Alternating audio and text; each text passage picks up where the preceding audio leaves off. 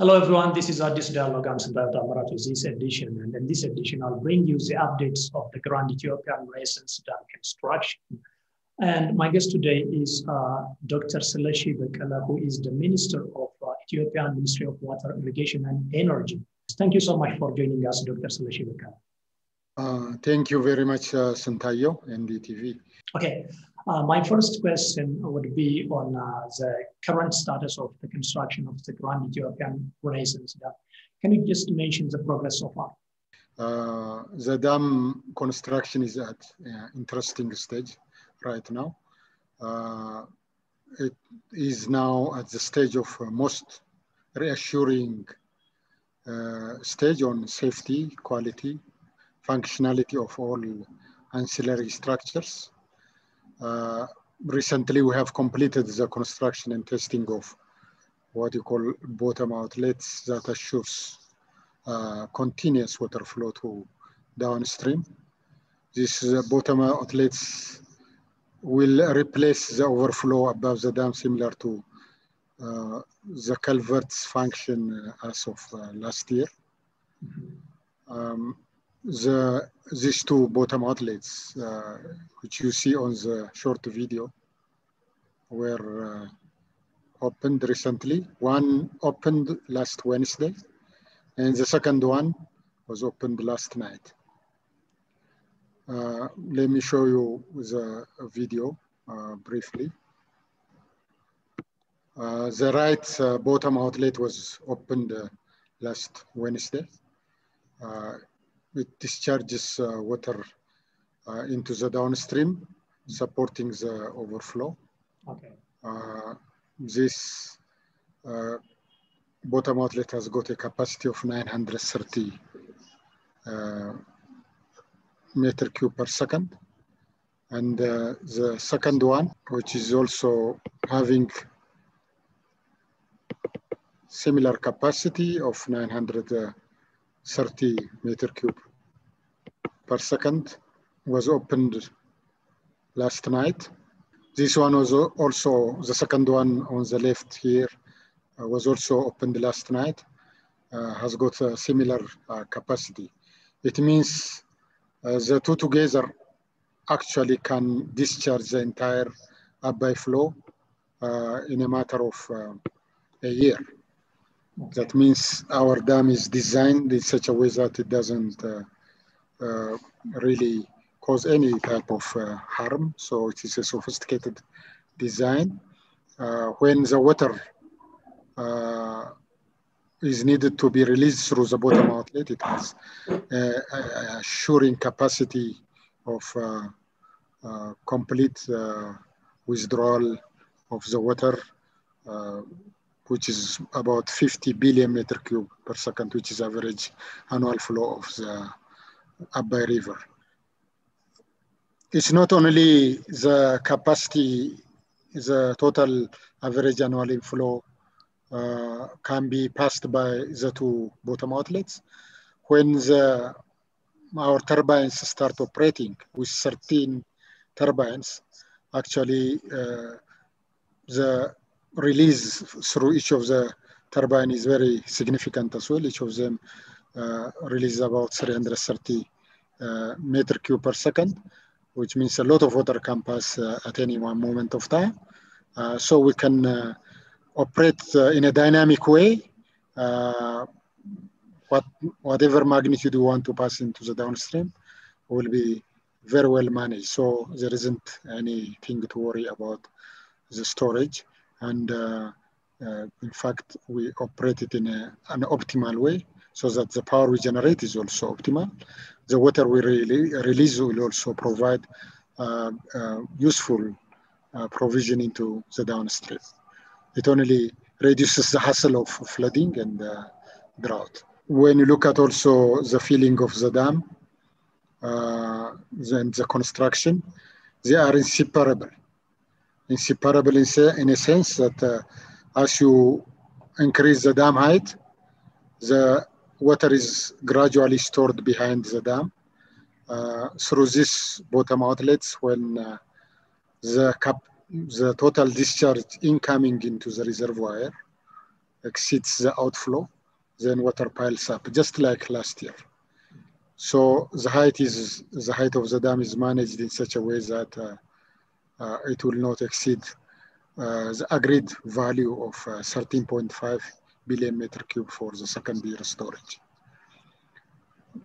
So another reassurance is in case it's a year of severe drought, there is a mechanism to release more water into the downstream according to our agreement or our consensus already reached by national independent scientific research groups. In this manner, we have actually, through negotiation, we increased the filling period from 4 to 7 years, depending on the hydrology. And every year, incremental volume will be captured in the system. As a result, this dam will not cause any kind of harm. And this is a real opportunity. It's actually a very important development in the construction progress of the dam, where we have tested the two bottom outlets. They are functioning in an excellent manner without any problem. Now we are assured that we will fill the dam without interrupting the flow into the downstream. This is very, very important. There is no interruption. The two bottom outlets will continue to release during the flood season into the downstream. When the inflow exceeds these outflows, then the dam will capture some water. Again, when the level reaches maximum dam height for this year construction, then it starts to overtop. That way, it will be supplemented by overtopping as well as the two bottom outlets. In this way, we can also distribute the amount of water to be stored in the reservoir in more or less uniform manner, starting from July up to August, end of August, or if necessary, also extend a little bit to September. So for our downstream neighbors, there is nothing to worry. This is very well known hydraulically, technically, and also through our negotiations. This is very clear to everyone. That is a good progress in the 10-year-long construction of the Grand Ethiopian Renaissance Dam. And let's move to my next question. And what was the real problem of the filling of last year that Sudan is complaining about? Really, the complaint was not as such reasonable because number one, the 4.9 billion meter cube we captured basically was very well communicated. It is available in all our three countries' document. In fact, it is not in our DNA to harm any of our neighbors. We are very clear. Ethiopia is very friendly to its neighbors. It informs any change as a result of this construction. We informed this during our negotiation. I personally requested 3-4 times in various meetings whether they have issues on the 4.9, explaining how it is going to be stored. Nobody has actually complained. So it's because it is very well known in our filling strategy, in our agreed filling strategy, we have the capture of 4.9. In that period, from end of June up to July 22, similar to the current behavior of the outflow, you can see that the diversion culvert at the bottom of the dam was releasing water without any interruption. That filling last year has also happened due to water balance. The inflowing was exceeding the outflow. We didn't close the culverts until overtopping happened. It only closed after overtopping. You can see various videos as evidence. And I was really sometimes surprised why people are saying this, but the flow that took place during that filling period was at least 990 million meter cube of water was flowing downstream without any interruption. The minimum was 90 million meter cube. In certain periods, in certain days, it was much more. So what was really clear is that there was complaint that the water supply of Khartoum was interrupted. I couldn't grasp what that means because number one, we were releasing 90 million meter cube of water. Number two, in between Khartoum water supply and the Grand Renaissance Dam, there is a dam called Rosarius Dam, which has got a capacity of 7 billion meter cube of water.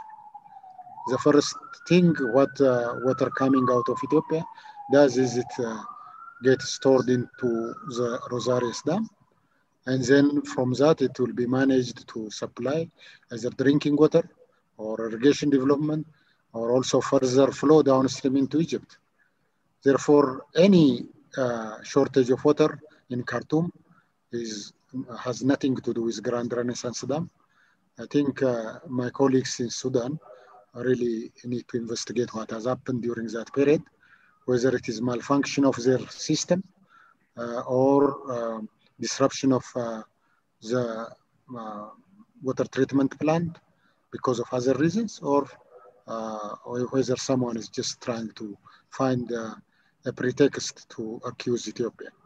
Otherwise, I can assure you that this water was continuously flowing. Actually, I can share with you an image or a video that is showing that event during that particular condition.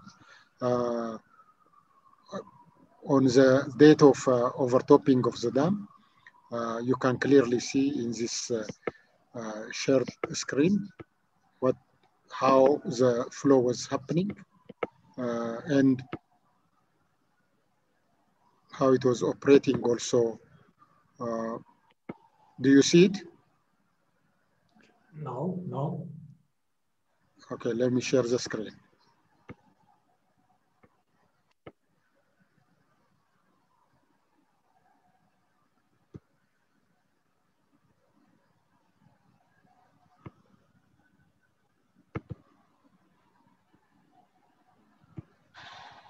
Can you see this? Yeah, I can see it. I can see that. Look, on the screen on the right-hand side, there is this with sediment coming out of the diversion culvert at the bottom. This was the event of July 22nd when the overtopping has happened at the level 560 meters. So in this period, you can clearly observe that the water was actually gushing out of the diversion culvert. So only when we are very sure that this overtopping has reached its climax, we close the diversion culvert, which means we shouldn't damage by putting the diversion culvert into operation for long period of time at higher height.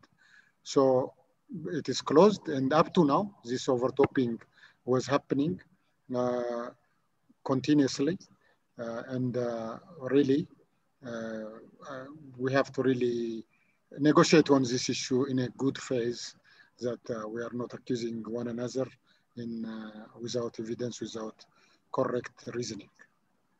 Well, Dr. Saleshi, the Sudanese officials are mentioning that the Grand Ethiopian Renaissance Dam may risk 20 million Sudanese people downstream if Ethiopia is not signing a binding agreement. What is your take on that?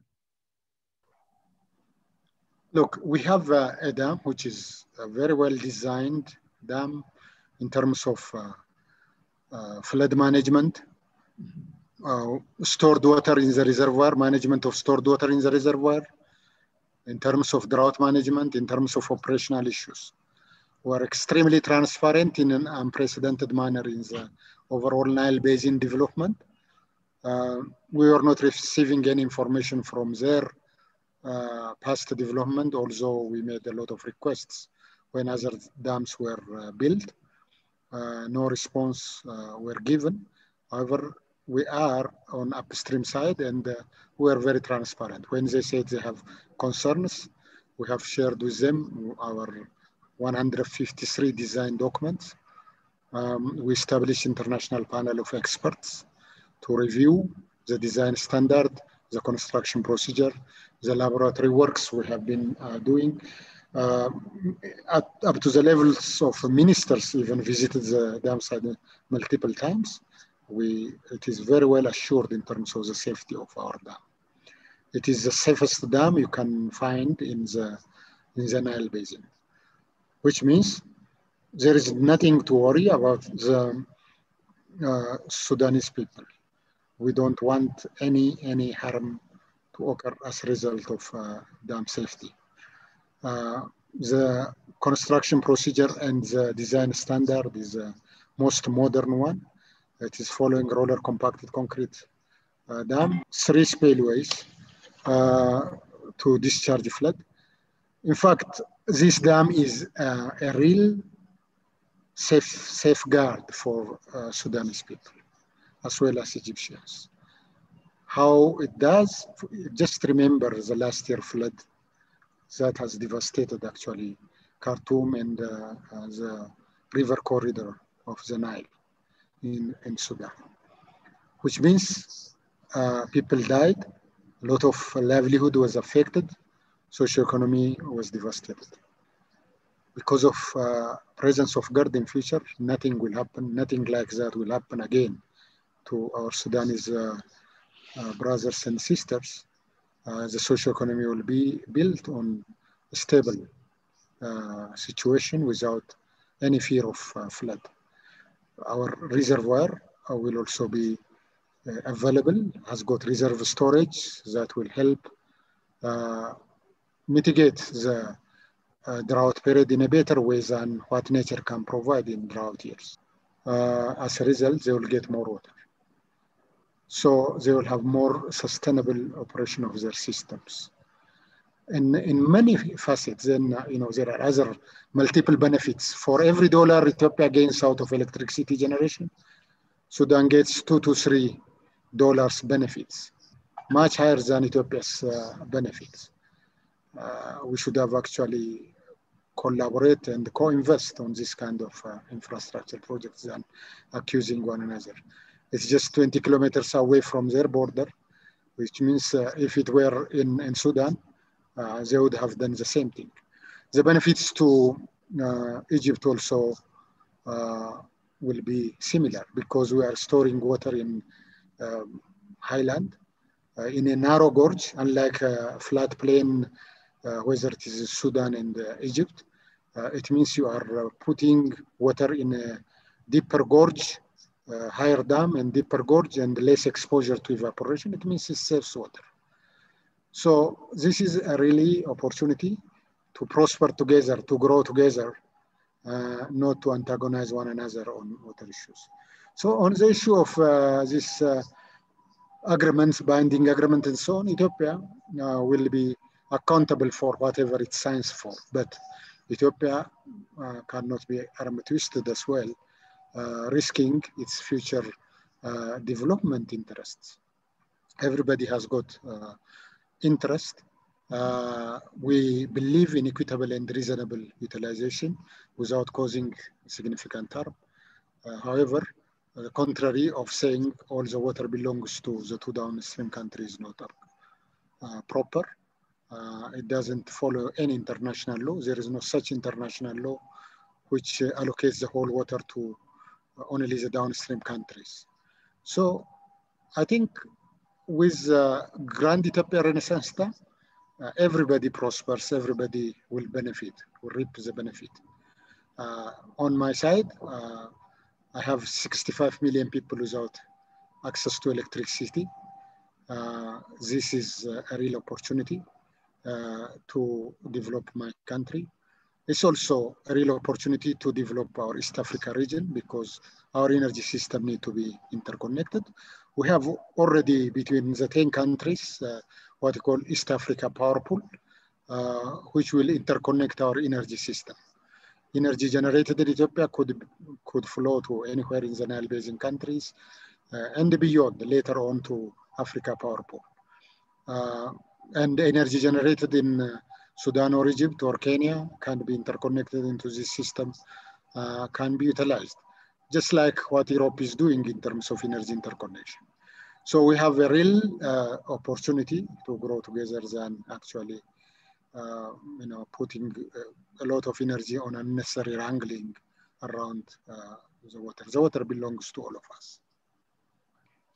So you are just telling us that power generated from the Grand Ethiopian Renaissance Dam has got a great benefit for Sudan, Egypt in many ways, and also for the boosting up of the economy of the region as a whole. Absolutely. It's, Africa plays for regional integration. In various discourses, these are being discussed, but this is a practical means of regional integration. The hydropower developed in Ethiopia is beneficial in order to enhance energy mix in the region. We can utilize other renewable energies like solar, wind, geothermal, etc. Since hydro can be easily put into operation as on and off, putting on and off of the valves, it will be a huge opportunity for maximizing and reaping the other renewable energy resources. Like when you take wind energy, it is available when wind blows. And when you take solar energy, it's only available when the sun shines. So this one from the storage can generate electricity, whether in night or whether during sunny time or dark time, or when wind is blowing or not blowing. So it enhances our energy economics in the region. Take Europe, for example. The entire Europe is interconnected. The hydropower generated in Norway stabilizes the energy generated in Germany or Denmark. Then Denmark produces a lot of wind energy, the same in Netherlands.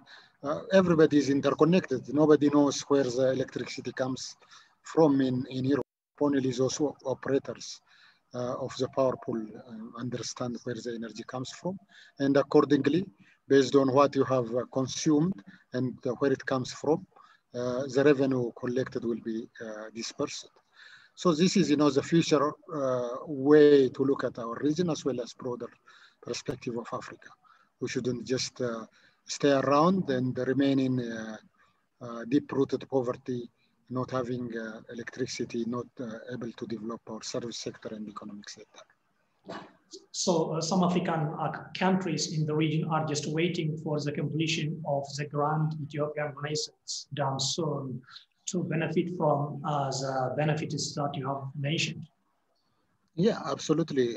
Look, we are, with Sudan, we are already interconnected. We are supplying right now up to 300 megawatt. There are variabilities, but since we have established an interconnection system, with Djibouti, we have already interconnection.